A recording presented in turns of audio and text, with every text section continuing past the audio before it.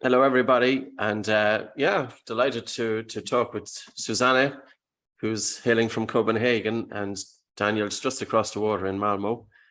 And we met Suzanna about 2 months ago, face to face. We were giving a workshop in Belfast, and the whole topic of conversation came up about ice cold. So it's really topical out there.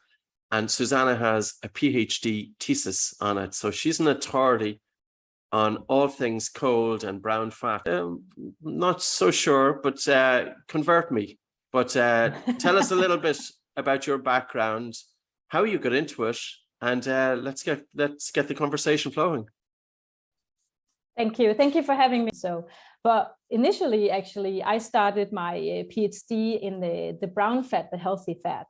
That was the reason why I started looking into what is actually happening when you go into the cold air, cold rooms, or just getting cold on your skin, but also going into the cold water. Because there's been some studies you could say in rodents and also cell models saying that if you get cold on your skin, then it will activate your brown fat because norepinephrine will be released from your nervous system because you activate the sympathetic nervous system, and that will activate our brown cells, which will then increase our heat in our body because they go into the cold water all the time. Because when you expose yourself to cold all the time, we've seen rodent studies that the brown fat can increase in volume because when the brown fat is activated, it takes up sugar and fat from the bloodstream, and thereby we can burn some calories. Did you do winter swimming? So I would say I was pretty much like Patrick, because I was like, man, I'm going to study something that I really reject. I don't want to go into the cold. I'm comfortable. I feel fine at the just neutral temperatures. So the thought of that was really not something that appealed to me, at least. I was not really scared of getting cold like that anymore. And that is when you start building up your resilience, actually. Was it 2 Celsius or 18 Celsius or somewhere in between? Well, so cold water is 15 degrees and below. We had a really warm summer, but usually it's around maybe 8, 9, 10 degrees or something like that in October. It could be colder, but yeah, I remember it was super cold at least. So there is probably like a dose response effect on temperature. And you can also feel it on your breathing, because if you go into water that is 2 degrees, you will have a much larger activation of your sympathetic nervous system. That is your fight and flight system. But most important of all is just to feel how it feels for you. And then some are just fine with just a short dip.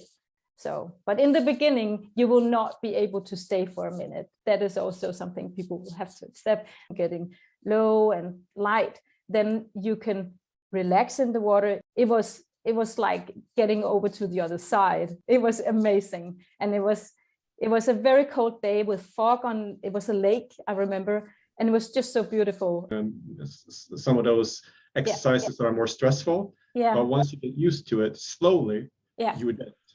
It's a lot about fear, I think. So fear of breath hold, it's the feeling of breathlessness winter swimming because of fear of the water. I think there's something tremendous in terms of mental health here, because in terms of breathing, as Daniel was saying, you surrender to it. Now, I've done a few ice baths with XPT, and they were 4 minutes in duration. And even though I have to say your book, Winter Swimming, and I'll show towards the end as well, it's a beautifully crafted book. Thank you. And what you've included in it with photographs of real people, not just Instagram people, which can be very much a turn-off, that you're making it accessible to the normal populations. The degree to which this has been practiced around the world, because we had this conversation, myself, Daniel, and yourself beforehand, that very often we think it's only isolated, say, for example, for Finland, for Sweden, for the Nordic countries, for Denmark, etc. But it's actually practiced worldwide, internationally. But I mean, there's been like more, you can see more research on it the last maybe 20 years, and also metabolism wise, which I've been studying. But also there's been a pandemic, which apparently also really took off during the pandemic, right?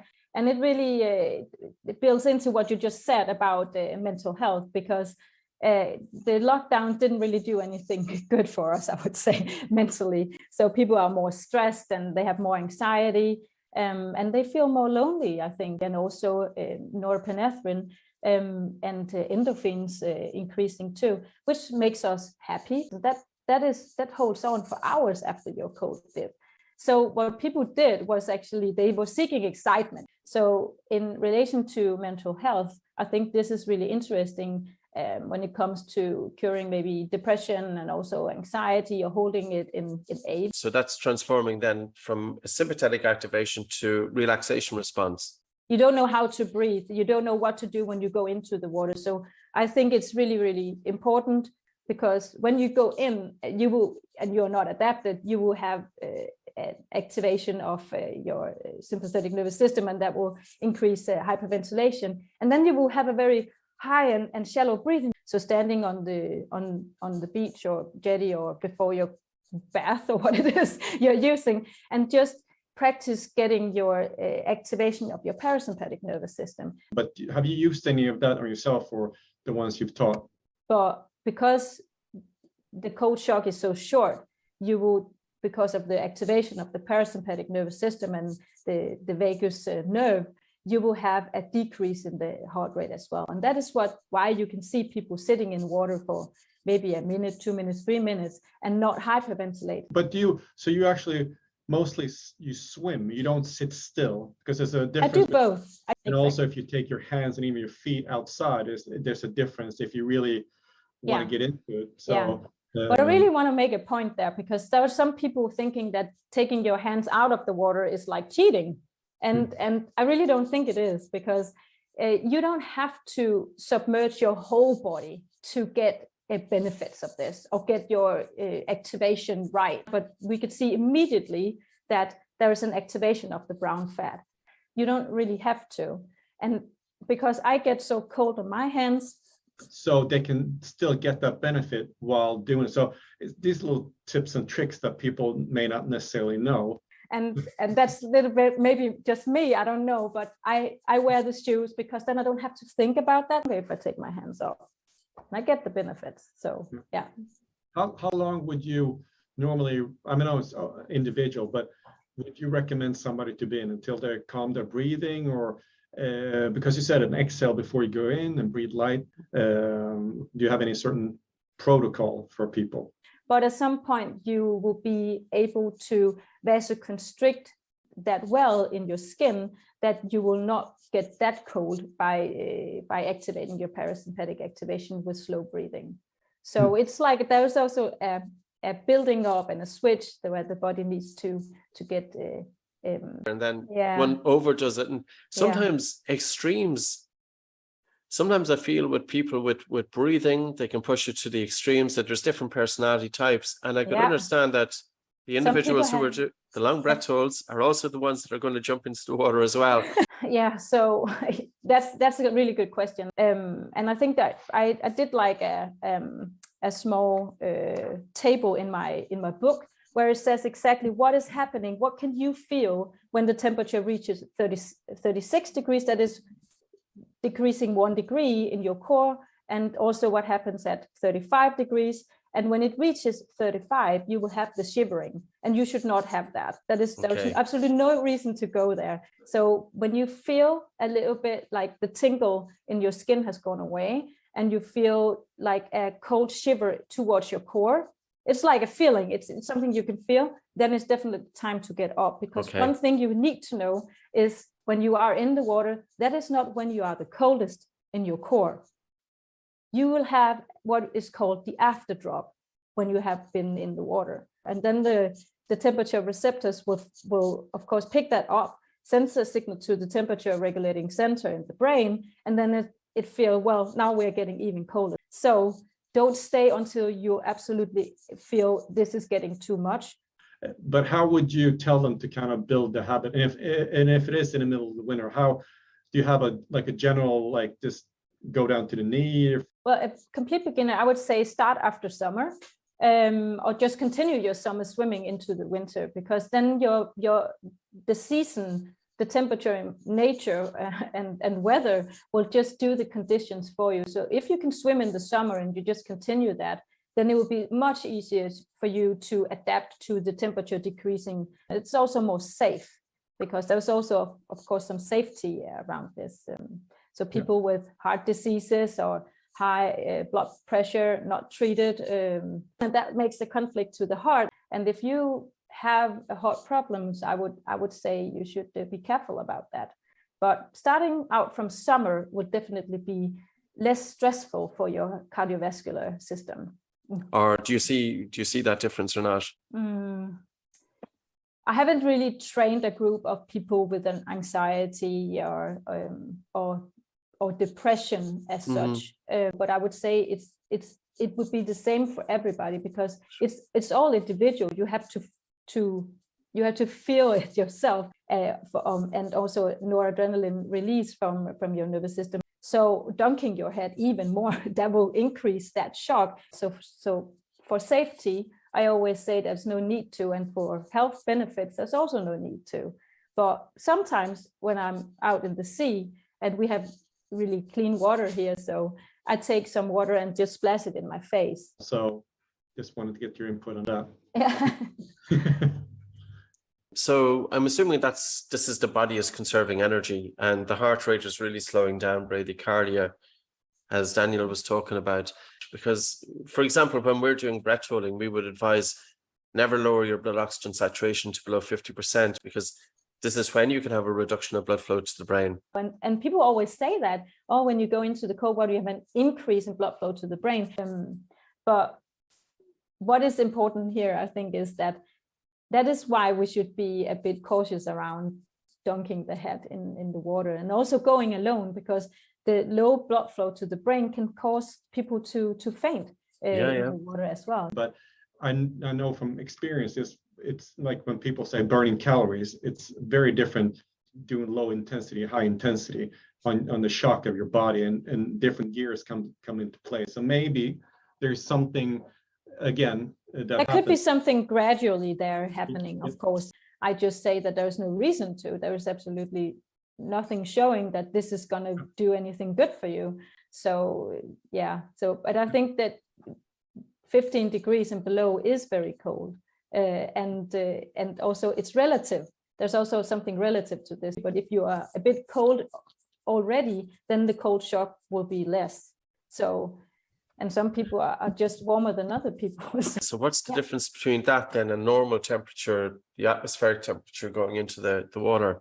So say you're going from a hot sauna. Yeah. You're feeling really, really hot. Yeah.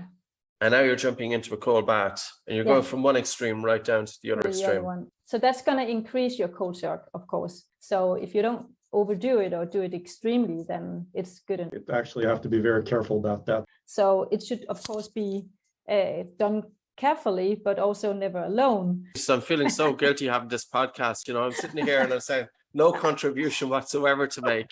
Yeah. And what's the whole aspect in terms of weight loss and things like that? There was this research of finding brown fat in this animal, and saw that it's a hibernating animal, and saw that it was activated with cold. So, and then they got confused and they put down the research and didn't want to look at it again because it was very confusing. And a little bit around the kidneys, a little bit around the heart, which also makes sense. But what it does is that when it's activated, it takes up sugar and the fat from the bloodstream as fuel to keep it activated and keep us warm from the inside. But the obesity is making the brown fat shrink. So we don't really know which way it really goes. So they need the brown fat to keep themselves warm.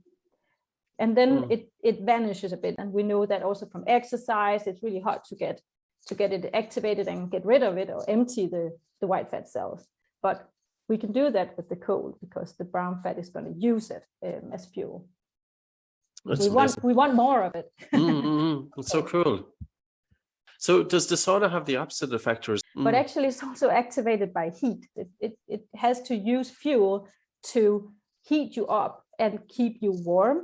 Yeah. So now you're saying I don't even need to go to the cold. So they kind of like complement each other. Complement each other. What have you seen in subjects or yourself as well? Because I guess for most people, they want the after effect. So what happens once you get up? It feels like, I think it feels like just after I've been training, I get this really relaxing feeling in my body. So I think it pretty much does the same. So the cold goes way beyond it's applicable to pretty much everybody with any sort of issue, if that's the case. I mean, again, going back to people with heart problems or high blood pressure, there is of course some precautions there. But I think that people are different, of course, and if they do it if they don't follow like a certain protocol, but they have to like feel how it does, how it is for themselves. It's what actually different breathing techniques when applied in terms of what's it doing to the autonomic nervous system. I wouldn't recommend that you go straight in. So maybe spend some time just standing there, lowering your heart rate and getting into that state of mind where you're thinking, now I'm going into the cold, and the purpose of that is actually to lower my breathing and to activate my parasympathetic nervous system, and not to just get the excitement of the cold water. I mean, it could be that people just want that. So I don't think that people should jump into the water. Definitely not if they are very hot from a run or a training or something like that. Yep. Just getting a little bit chilled on the bridge would be good. And the one thing I love about this book is, aside from the fact that it's really well put together, and it's very informative, where would people get your book, Susanna? So people can get my book on Amazon, and you can just type in Amazon and just my name, and it will pop up. Susanna Soberg with an OE, so Susanna and Soeberg. Okay. Susanna Soberg. Excellent. Well, it's been an absolute pleasure talking to you.